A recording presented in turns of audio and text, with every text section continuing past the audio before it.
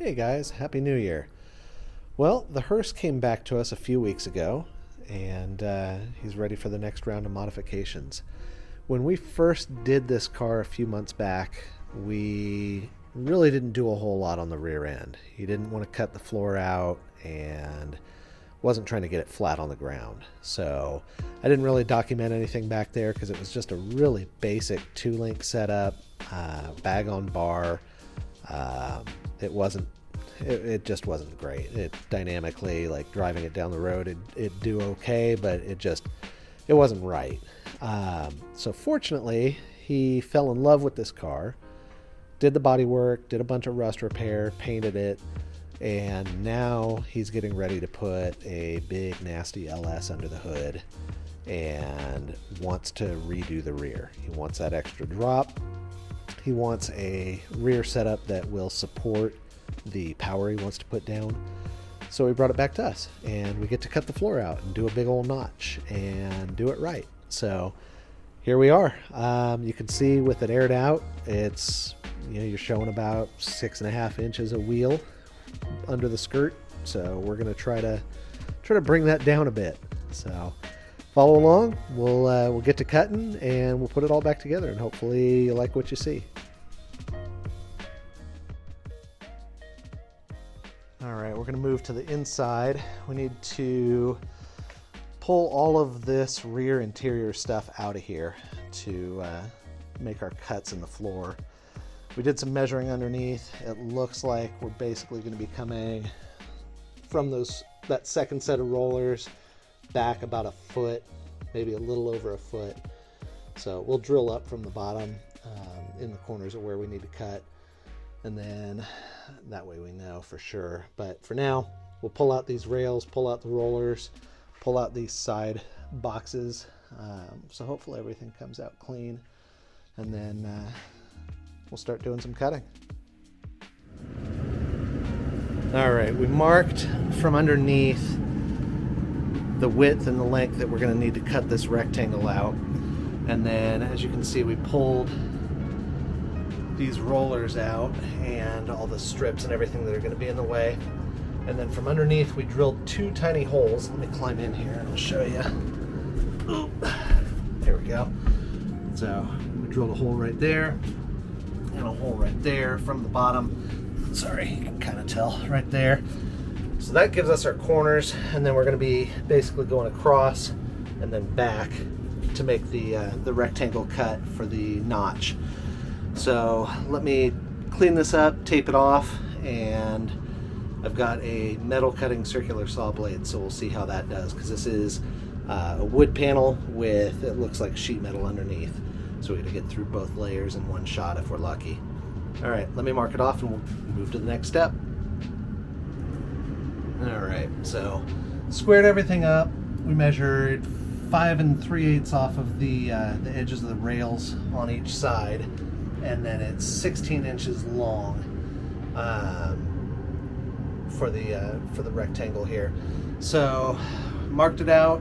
I've got my steel demon blade on my little circular saw here. I'm gonna set the depth just above the thickness of the wood and the sheet metal underneath, and we're gonna get some light in here and get to cutting. Wish me luck.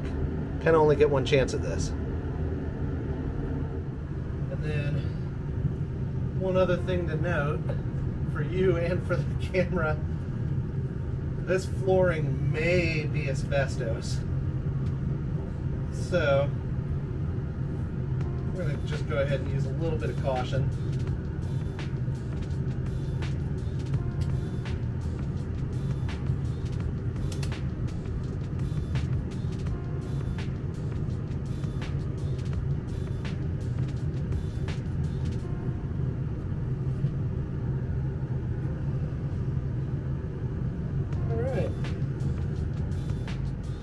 All right.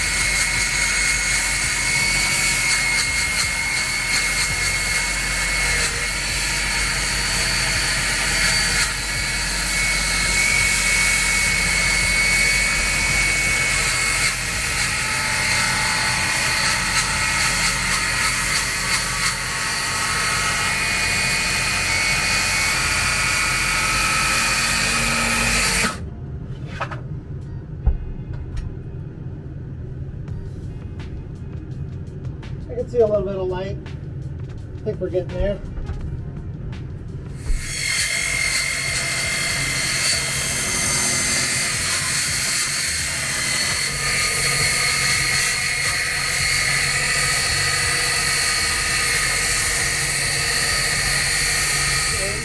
Going right along that big board. Yeah. All right. Hopefully last cut.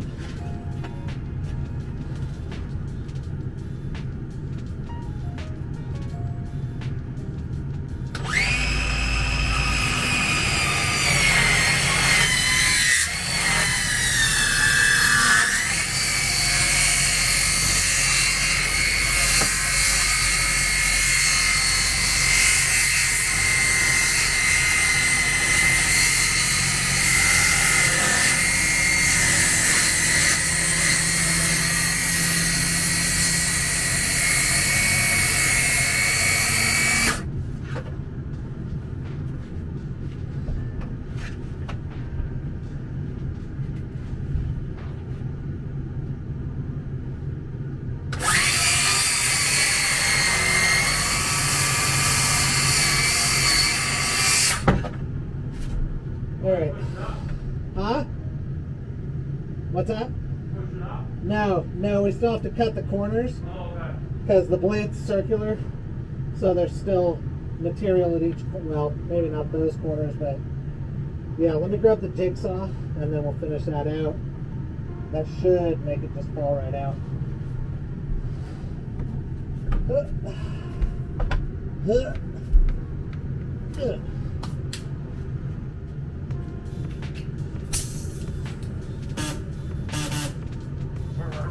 Dude. Oh yeah, you can see it's already, it's moving.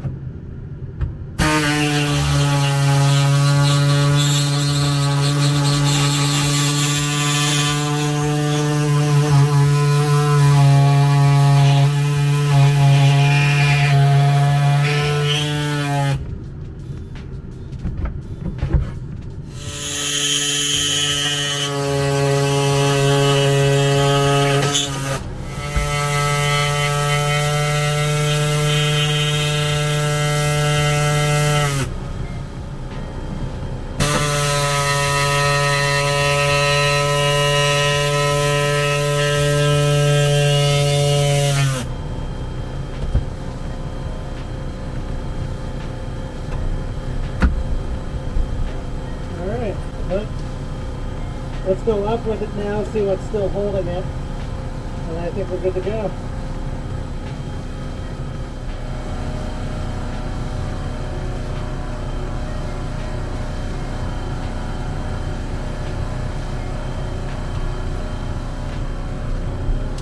Alright, so apparently there's a bar running right across here, and there's screws that were screwed down this direction before the linoleum or whatever this flooring was put on.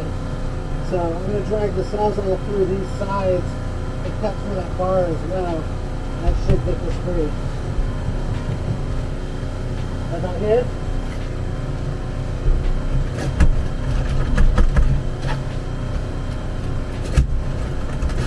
About there?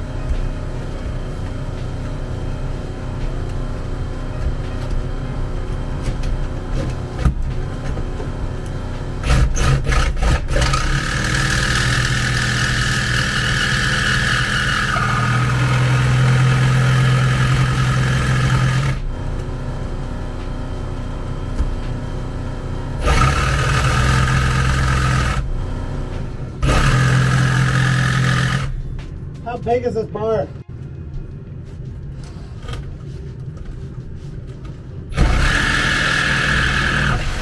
Never mind. Got it. 2.5. Thank you.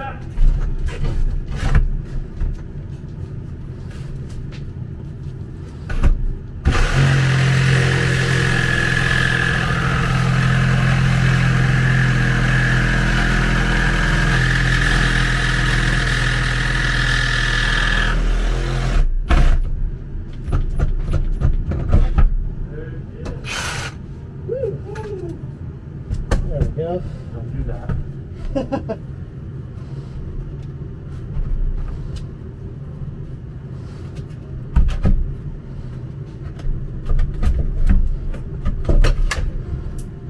Hey, look at that.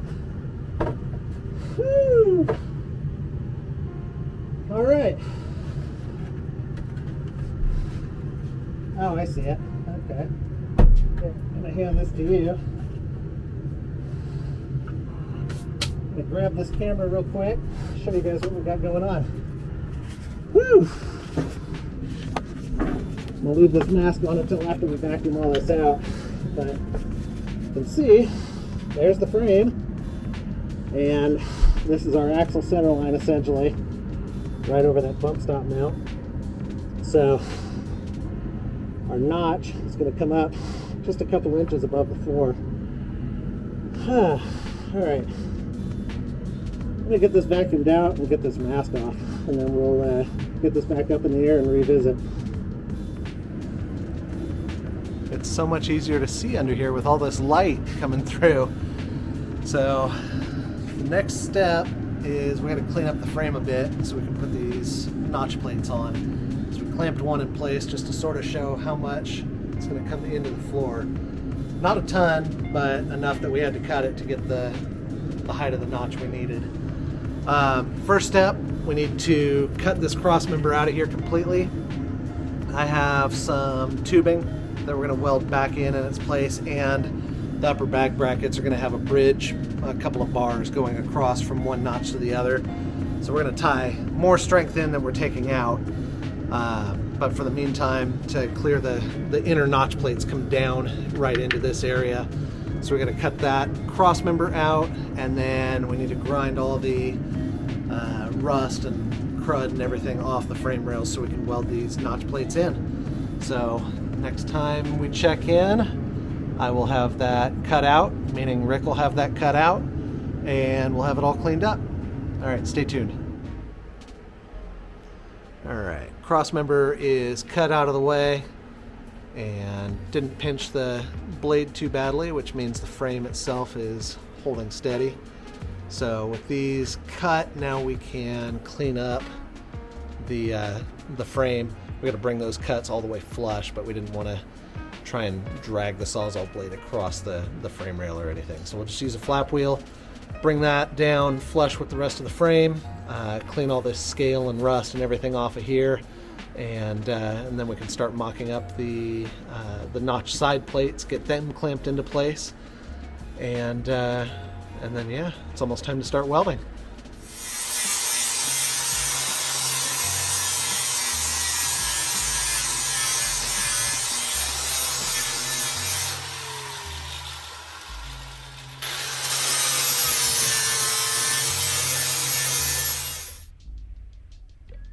All right, so we've got the hole cut, we've got the frame cleaned up, and basically we're ready to go. I'm gonna mark the center on the frame, the axle center line, and then we'll mark the center of the notch so that we can square everything up, get it all level, matching the level of the back of the frame rail where it's straight. And then we will clamp the notch sides into place. Once we're happy with those, we'll tack them in, put the caps on, and then fully weld all of that once we're happy with everything's position. And then from there we can cut out the frame, put the bottom caps in, and we will have a big old frame notch in this thing. I am so looking forward to putting the axle back on with the wheels and seeing just how far up into the wheel wells we can get. I think our limiting factor, there's a hump. You can kind of, I don't know if it shows up on the camera, but there's a hump right here. I think that's going to be what the tire ends up hitting, the inner wheel well. And he doesn't want to do any major metal work on this thing, aside from the rust repair he did. So that's basically as low as we're going to get. It looked like from where the car sat to where it'll sit with the notch, we're about 4 inches lower. I think the notch actually ends up being about 5 inches tall, just to give them a little leeway. Yeah, all right, enough talking. Let me get to it. All right, so we've got the notch side plates in place. I've tacked them in. We've got the last one on the inside of this side. Swing around, there we go. We've got that clamped in place. Had to do a little bit of notching to clear the tabs for what used to be the panhard bar. I think we're gonna end up being able to reuse those for the Watts link, but I'm not 100% sure, but I didn't want to cut them off if we're gonna be able to reuse them. So yeah, just basically double checked all our measurements, made sure everything matches from one side to the other and one notch plate to the other on the same side. Yeah, I think we are ready to tack this last one, and then we will move up top and get all the top cap pieces in, tacked together, and then we can fully weld everything. Got those plates welded in, got the car back down, and you can see it doesn't come up through the floor a whole lot. Should be a pretty easy patch job to put a little hump in here. I'll leave that up to him as to how he wants to do it, what style he wants to do. But for us, basically, all we have to do now is put these top plates on, line them up, tack them in, and then the little side pieces, or end caps or whatever, get those on there, tacked in. Once it's all tacked and positioned where we like it, then we'll go ahead and weld everything in fully, and then we can cut the frame out and put the inner caps in, and we have a notch.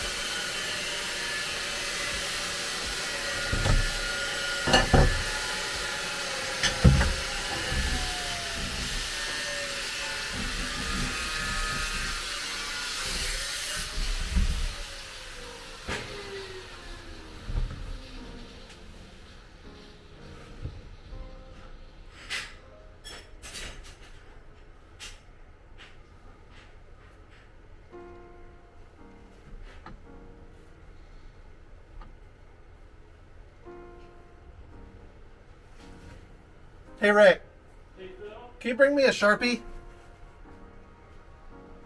Please.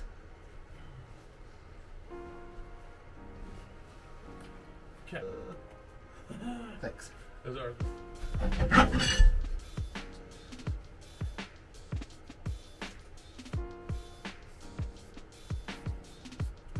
you cut that? Oh, on that line? Yeah. That crooked one? Uh-huh. Okay.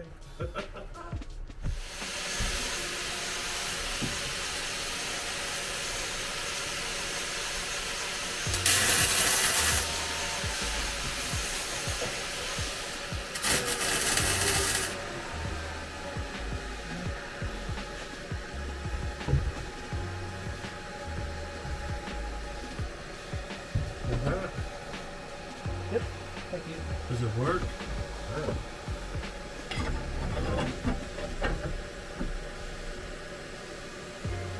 If it doesn't, I'd blame your marking. Perfect.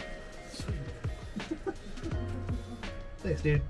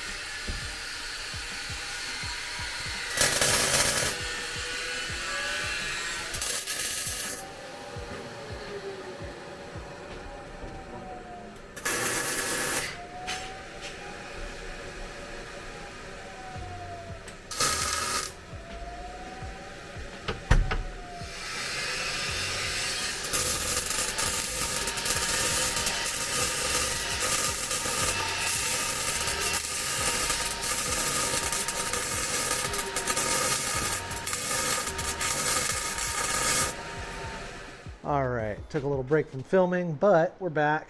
Notch is welded in. I've got some reinforcement on the frame left to do, but before we do that, I want to finalize the upper cross member and bag brackets. So we are hoisting the axle into place. Don't mind the sketchiness. We know what we're doing, or we're figuring it out as we go anyway. Yeah, so we've got it supported on 3 pole jacks, and we're going to throw the wheels on real quick and then slowly jack it up into the notch and just make sure everything clears inside the wheel wells. And that'll let us know how much of the cross member up here we need to cut, if any, and give us our clearances and everything. And then I can also start figuring out the bar lengths for the 4-link. So yeah, whole lot happening at once, but we're getting there. So we'll put this down, we'll get this axle up, and hopefully the next thing I tune in with will be a wheel sitting way up inside this wheel well. So stay tuned for that. Well, we were making great progress on the car yesterday, and then I looked at my welding gas bottle and saw that it was almost empty, and my gas place is not open on the weekends, so we had to stop working and run down there and get the bottles for the MIG and the TIG swapped out, so I could work through the weekend and not run out. But we got back over here with enough time to get the axle reinstalled and put some wheels on and put one of the fender skirts on, just so we could see some of the fruits of our efforts. Let me switch the camera around and I'll show you what we got. Hey, look at that. All right. There we go. So before we were showing about 6 inches of wheel under the skirt, and now we are at about 2 inches. So we got about a 4-inch overall drop below where it was before. That is exactly what we were after. So you can kind of see the axle's way up in there. We've still got some welding to do, reinforcing the frame, and then welding the cross members in, setting the bag brackets, and then putting all of the link bracketry in. But we just wanted to make sure that everything was going to clear the way we expected. We had to trim the floor up a little bit, trim the floor supports up a little bit, but I think we've got all the clearance we need now. So let me get the camera set down. We'll drop this back down, pull the wheels off, and then we can get back to welding a bunch more stuff. All right, we have reinforcements welded in, notches fully welded, cross member tubes are welded up in there. Next step is we trimmed back the exhaust a little bit, and instead of going to this bracket with our 4-link our front 4-link mounts, we're going to put our own mounts off in front of it, or behind it, I guess I should say, towards the rear of the car, to get them above the floor level. The upper bar is going to sit basically right up here, so it'll give us a little better bar angle at ride height. So it does shorten the bars up a little bit, but I think the trade-off is probably better. So I've got these 1/4-inch mending plates that we're going to weld to the side of the frame, give it a little more area, surface area to spread that load out on. And then once they're welded in, I will weld a little tab to sort of tie them to the original body mount / front leaf spring mount. So it should be pretty stout overall. The brackets, you'll see them once I get them welded in here. I put a big old exhaust hole in here. I know he wants to run, I mean, I imagine he wants to at least go 2.5 with the power that this thing's going to make. So we've got this side clamped, and I'm going to weld it in. Then we'll go over to the other side. We'll get that one clamped in at the same spot. Then we can put the link brackets, the support mounts for the link brackets, and then we can weld the link brackets on. So yeah, on to the next step. All right, let's share some current progress. We got axle tabs welded in. We got the frame stuff all beefed up, tied into the old body mount / leaf spring mount. We've got the bars cut, welded, and in. So now the axle's located front to back. So now we need to locate it side to side. It had a panhard bar on it before, and it pulled the axle left and right too much. As you can see right here, maybe you can see the clearance from the back of the drum to the inner wheel well is really, really tight. So if we have anything that sort of pulls it left and right as it goes up and down, like a standard panhard bar, it's not going to jive. So I've got a Watts link that I picked up from Garrett over at Tricked Toys. So we will get that tacked in, and then I'll show you what it looks like and sort of explain what it does and why it's better than a normal track bar or panhard bar. And with that installed, then we are just on to shock mounts and bag brackets. So let me get this tacked in and we'll move on to the next step. All right, guys, I think we are about done. Transport is coming tomorrow. So let me show you a little bit under the car and in the back of the car, and then we'll back it out and have a look at how it lays out. So back here, you can see Watts link just hanging out under the gas tank. I really should have done this video before we put the gas tank back in, but I'm not taking it back out. So Watts link's right up in there. You can see, let's see if I can get up in there. So you've got one side up at the on the side of the notch, and then this side we did these drop legs over here for the lower bar, and then the pivot and the main bracket are all mounted to the axle. So I'll link below. There's a really good video about how a Watts link works, and it basically goes through that, the whole pros, cons, how to set it up, all that good stuff. It's better than I can explain here. So I'll just go ahead and link that for you guys to check out if you're interested in doing a Watts link. But they're a really nice solution for keeping the axle perfectly centered through the whole range of motion. Moving up, I know I already covered this, but we've got the 4-link bracketry all tied into the original body mount and suspension mount.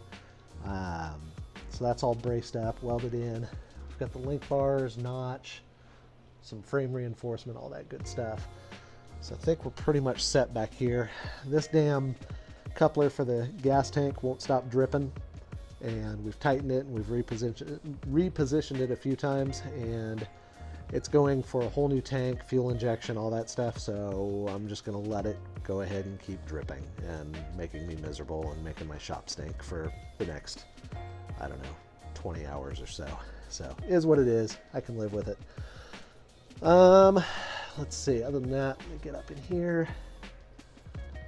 Maybe you can see that Watts link a little bit better up there. I don't know.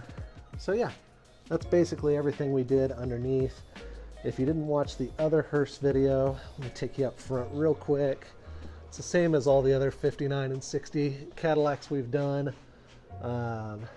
So we've got, it's pretty dark, but we've got Ride Tech shock on a mount, and we've got the pockets cut out, and Slam Specialties 7-inch bags. So pretty much your typical stuff. All right, enough talking about all that. Let's get this thing down off the rack, and I'll back it out of the shop and lay it out, and we can see a little bit more. All right, let's show you what we got going on in the back. So there's the notch, and there's the rear brackets. We had to bump up about an extra inch above the notch just to get the overall drop we needed. These Slam Specialties bags are about 3 inches fully compressed, and with the way the axle kicks up in the center, we had to sort of stagger those brackets to bring it up. So that meant we had to make the upper brackets about an inch taller than I initially thought. So no big deal. We just kind of followed the angle of the notch and made something that, you know, it's getting covered. Didn't need to go super fancy, but wanted to kind of give it some style anyway. So that's all tied into those cross member pieces that go into the notch. So 1.5 DOM tied into, you know, we actually cut holes into the notch and ran the tubing in through it. So that should be very, very stout. And then just to give it a little flavor, we threw some hard lines on here, but nothing too crazy, more just so they're a little more organized, and if they get bumped, they'll be a little stronger than some nylon tubing. So nothing too crazy. It was more about just getting it low, and then someone's going to be building a hump to cover all this up anyway.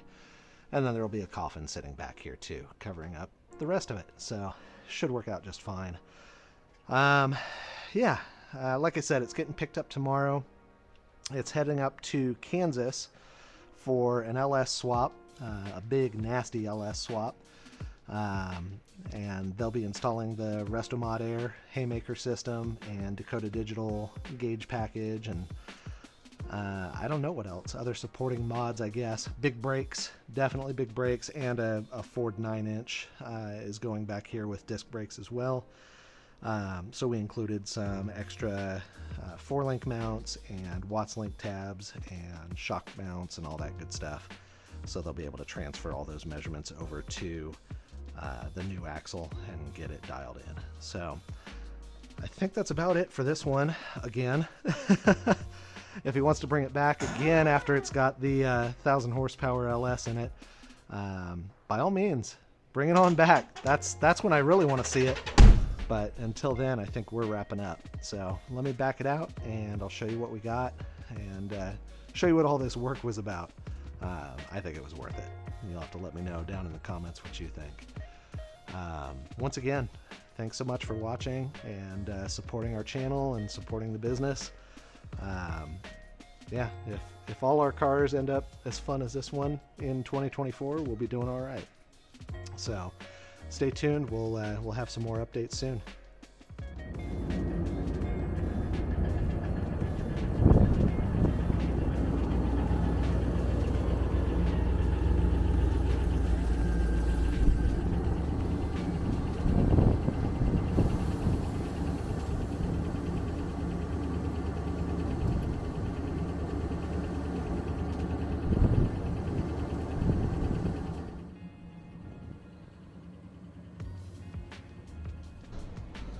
Look at that. I promise there's a wheel under there somewhere. Holy crap. So it is just barely above the ground all the way around.